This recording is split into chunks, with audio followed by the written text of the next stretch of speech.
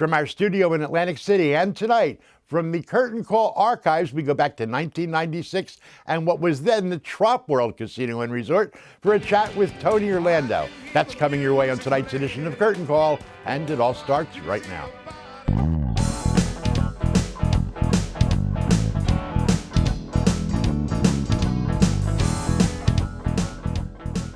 Every time American forces have been sent into action, the song Tie a Yellow Ribbon has invariably welcomed them home. When we caught up with Tony Orlando during an engagement at Trop World, he was the one who recorded that song back in 1974, and asked him why he never really tried to capitalize on the success of that song over the years.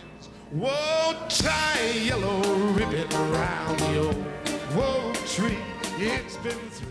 I can recall one time during the Iranian hostage crisis, 444 days, those people were held captive, and I got a call from somebody in Washington to come down to be at the bottom of the ramp to welcome home. And I thought, if I was sitting home and I watched me as a viewer, watching me stand a tie, a yellow, I would think I was being exploitive. I would think that that guy was looking to exploit himself on that situation. So I suggested, I thought it should be the Air Force band or the Marine band or the Navy band or the Army band. It shouldn't be me. Because that song is, when it's used that way, David, it has nothing to do with Tony Orlando. When it's used that way, it's a relationship that's been created between the American people and those people who were held captive or those people who went to war. They're using the yellow ribbon as a symbol of hope and freedom and renewal and homecoming. That has nothing to do with my career. I look at it no differently than they do. Now, if they play the song, yes, I'm proud that I was part of it. I feel even prouder for Irwin Levine and Larry Brown, the two guys who wrote the song, who really should be getting their parents should be trailing at home going, oh boy, look at my boys, did such a song. There, I think, man, I've been part of something that's historical, but I don't think to use it as a publicity gain, I would gain. In fact, I think in the long run, I would lose. Oh, absolutely. So I've always kind of ducked it. Tony, isn't the thing with the yellow ribbon as a symbol of freedom, doesn't that relate back to the Native Americans? I mean, I think Kevin Costner kind of explained that in Dances with Wolves, that there is some correlation there. I thought there was. I found out from Charles Kuralt when CBS was doing a show called America. It lasted just a little bit of time, but Charles Kuralt was the host of that show. It was on at night, and it was during the Persian Gulf War. Their research department did a historical backdrop on Yellow Ribbon, because I thought it came from the Civil War because of the movie, John Wayne's movie, She Wore a Yellow Ribbon. Right. That's where I thought it came from. Well, it turns out that indeed it did not come from there, that indeed it came from the Iranian hostage crisis with Penny Langdon, Bruce Langdon's wife, that it really didn't happen in the Civil War, that the only time it really did happen in real life, other than a movie, in the Wolves movie, and right. Which was not true, was in the real life thing of the Iranian hostage crisis. So it did turn back to be responsive to the record. To my surprise, because when people used to say that to me, I used to say, well, I think it started with in the Civil War, because I remember in the movie She Wore a Yellow Ribbon, they wore yellow ribbons.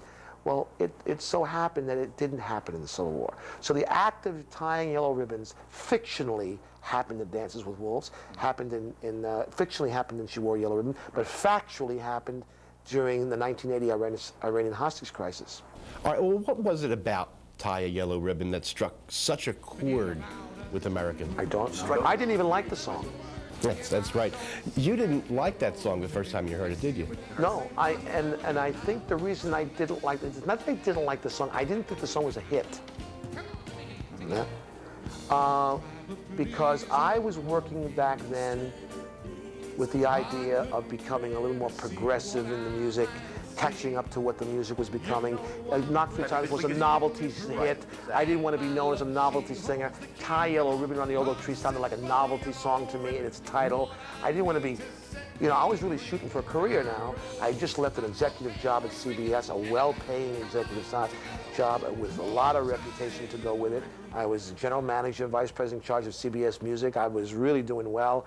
And here I went on the road, and I thought, well, that song is just going to put me in a position of, it's going to be yellow polka dot bikini time. I'm going to have a hard time living up to a career of knock 3 times and yellow ribbons. And so I kind of didn't want any part of it and turned the song down for 3 months. I even showed the song to Bobby Vinton. I showed the song to James Darren, and they turned the song down. Yeah, well, Bobby still talks about that. Oh, well, Bobby Vinton was my sax player in 1961 when I had Half for the Paradise. But he was everybody's sax player. He was the house band. He would go out on the road with all the Frankie Avalon, Fabian, everybody. And if you want me to tell that story? Right, go ahead. Bobby was not the star of the show. Well, we have to mention right here that you and Bobby are very, very good friends. Of all the buddies I have in the show business, in 36 years, he's remained to be my closest friend. And we're in Branson together. Right. And last year, after 36 years, we're on the road together for the first time. Since then. Right. And Bobby, when he was on the road with me, David, and I with him, was the band leader. So he didn't sleep on the bus. The stars slept on the bus. And the stars were, see if you remember these names, Gene Pitney, Only Love Can, Town When I Put Only Can Break a Heart, Liberty Valance, Itsy Bitsy Yellow Polka Dot, Brian Hyland, and Ray Stevens, who had a record out called Arab the Arab, all right? And Tony Orlando had Halfway to Paradise. So Gene was the star of the show, and in big letters it read, Gene Pitney, and then everybody else got equal billing. Tony Orlando, Brian Hyland, Ray Stevens, and then little letters on the bottom, little tiny letters that read, Bobby Vinton Orchestra. And Bobby would drive behind the bus. I'd look out the back window of the bus, and there would be Bobby, and I'd wave out the back window of the bus, and he'd wave at me, and this was a 40-city one-nighter tour, 40 cities. We started in Mankato, Minnesota, and we're ending up in Glace Bay, Nova Scotia. This is 1961. I mean, all those big markets, huh? Big markets, right. We were working ballrooms. We were working ballrooms. The same ballrooms that Richie Valens was working and the Big Bopper and Buddy Hollywood. That was their tour too. That was the tour to do then. So Bobby, I hear one day honking the horn. I see him trying to wave the bus over. And he's honking the horn, waving the bus over.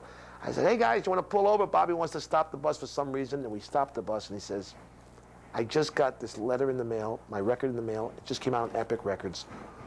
We got to find a record store. Now, you remember, David, in the old days, you're old enough to remember, where you could stop off and play the record. You're welcome. You could stop and test the record that you wanted to play in a little booth. Right. So we go and find a record store. And we all get into the booth, and Bobby says, look, if this record makes it, I'm in, and if it doesn't, I'm off the label. So he plays us this song, Roses Are Red, Violets Are Blue. And Pitney looks at me and he goes, I see this one coming. I'm not telling him. You tell him. I said, I ain't gonna tell him. So I said to Ray Stevens, Ray said, I'm gonna tell him nothing. I ain't telling him nothing. I said, Brian says, yes. Bobby, it's a little corny. I chose to tell him, and I don't know if the record's gonna make it really. It's a corny song. Roses are red, violets are blue. I don't know, man. This from a man who ultimately recorded songs like Knock 3 Times and Candida. No, yeah, who else we did, right? Yeah, you. So, I now, about a week later, drive into a little town, Grand Rapids, Michigan, and we see the billboard, and it reads, starring tonight, Bobby Vinton, Gene Pitney, Brian Hyland, Ray Stevens, and there I was driving behind the bus, traveling, waving, because I was now down about this size. And Bobby was the star of the show. Well, 10 years later, or 12 years later, Yellow Ribbon is played to me by Irwin and Larry. And I didn't like the song. And I said, I got the perfect guy for this song. This guy is perfect. He hit records with colors. Roses are red, blue on blue, blue velvet. He has no yellow in his life. I gotta call him up, and I call Bobby up. True, you ask him. And does he tell the story? He's told me the story before. Okay, so I call him up on the phone. I say, hey, Bob, I got a smash for you. And I put the phone down and I play, tie a yellow ribbon round the old oak tree. And I said, well, what do you think? And he says, it's the corniest song I ever heard. Those beautiful ribbons, oh yeah, oh yeah, just like that. Get it right there, too, oh yeah.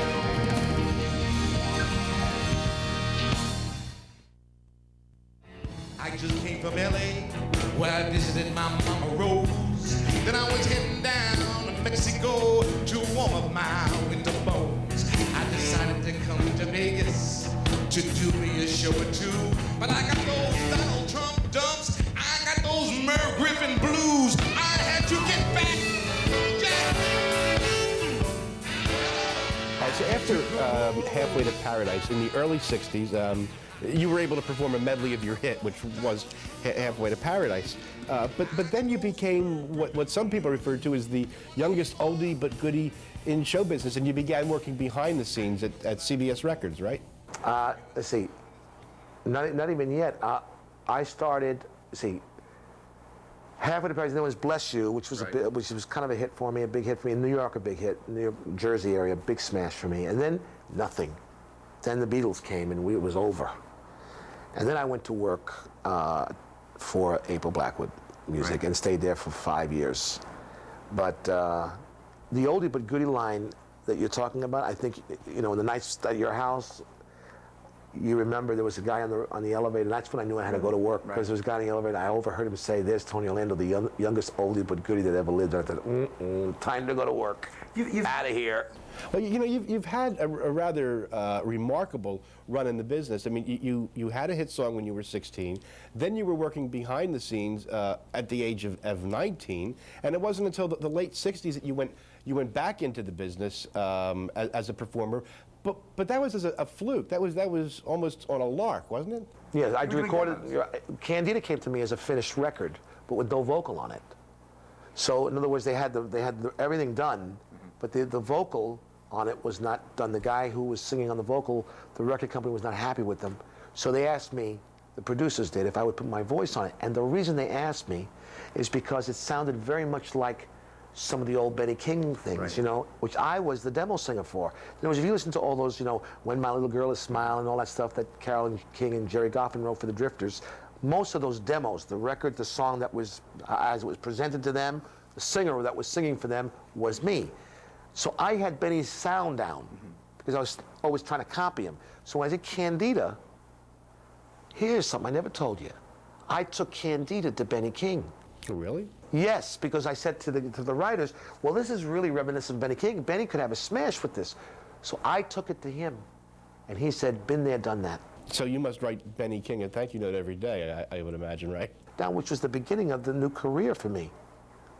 Who knew? I was backing into a life, you know, a dream come true, really, because I always wanted to entertain. Right.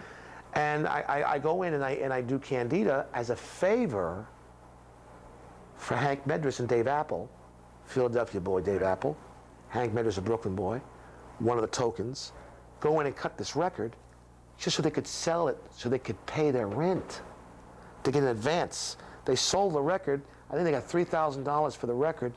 I got 1 penny royalty for Candida. Because I said to him, I'll do it for nothing. Here, I never thought the record was going to be a hit. Here, I'll do it here. Give me a penny. Give me a penny a record. I just signed the contract and gave it to him. And that's what I got. I got a penny on that record. That was it. Oh my Candida, we could make it together. The further from here, girl, the better. Where the air is always fresh and sweet. Follow me, Candida. Just take my hand and I'll lead you. Oh, I promise life will be sweeter, 'cause it says so in my dream. Listen to me now. You know the future is so bright. Oh, the gypsy told me so last night. Said she saw her children playing in the sunshine. She's gorgeous.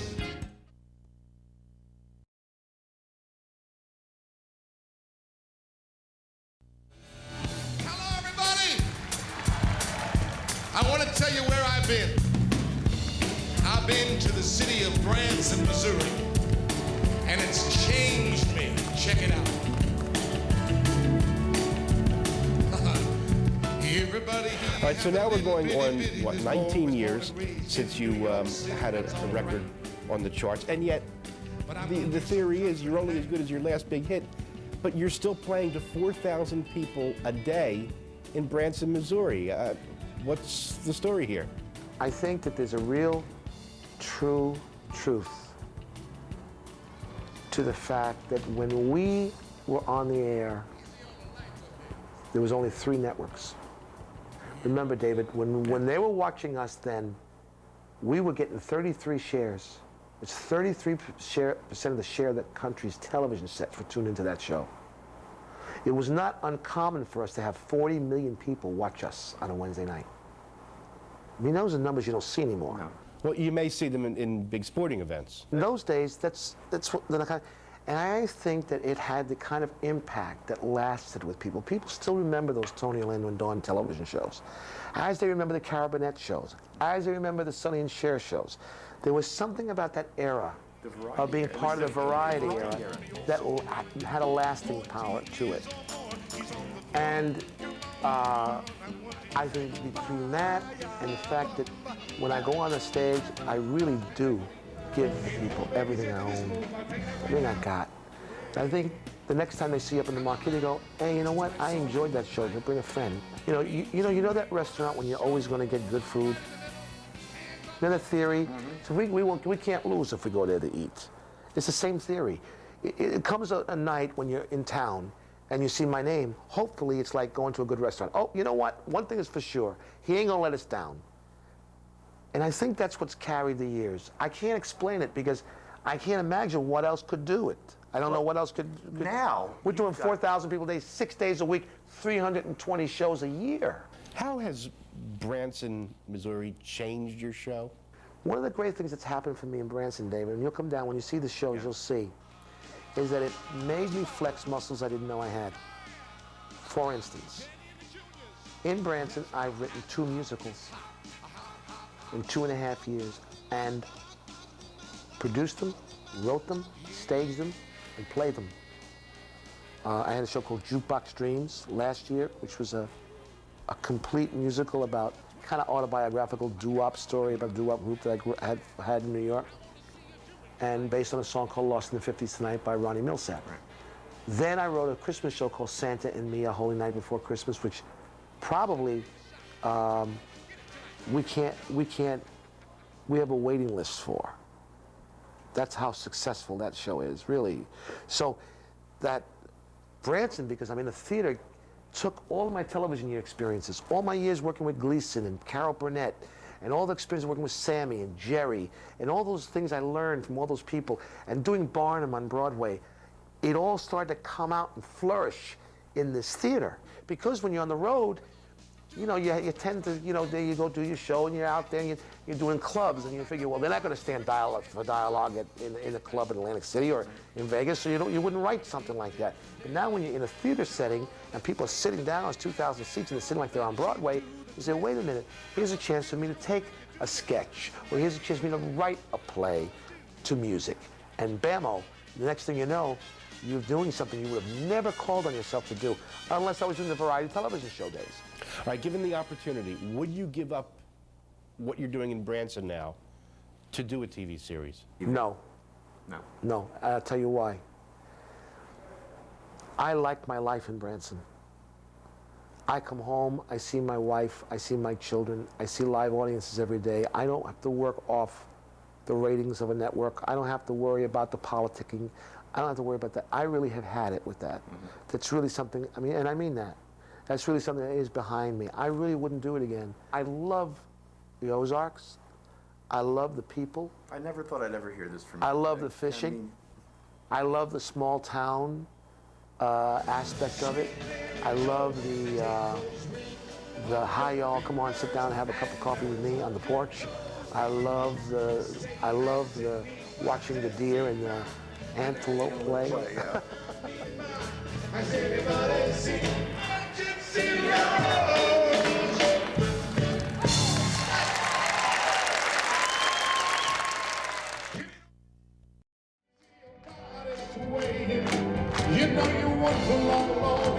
You don't even know me.